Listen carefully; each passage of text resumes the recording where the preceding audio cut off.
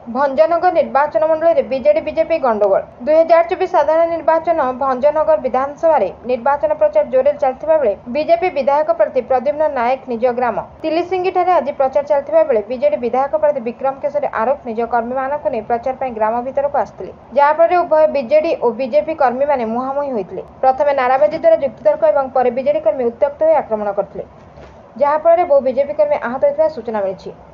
सूचना अनुसार भंजनगर निर्वाचन मंडल में प्रद्युम्न नायक पल्ला भारी मंत्री ईर्ष्यान्वित होई अशांति वातावरण सृष्टि कर साधारण चर्चा होउछि। राज्यर अर्थमंत्री विक्रम आरुख प्रत्यक्ष निर्देश में दलर गुंडा मैंने आज भारतीय जनता पार्टी प्रचार गाड़ी सहित कार्यकर्ता उपर स्पष्ट दिवालोक मरणांतक आक्रमण करिसेंति।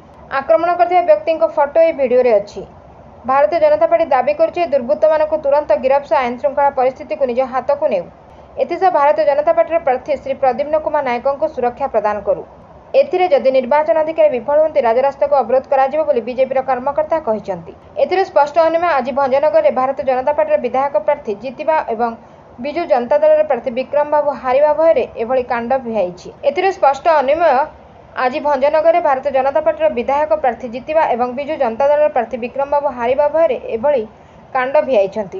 एथिरे विक्रम बाबूଙ୍କ हाथ रही विपक्षर यही भय आज प्रमाणित करुछि विपुल संख्यार भारतीय जनता पार्टी भंजनगर विजय होउछि बोली बीजेपी कर्मकर्ता प्रकाश करिसेंती। Bureau report 51 news agency.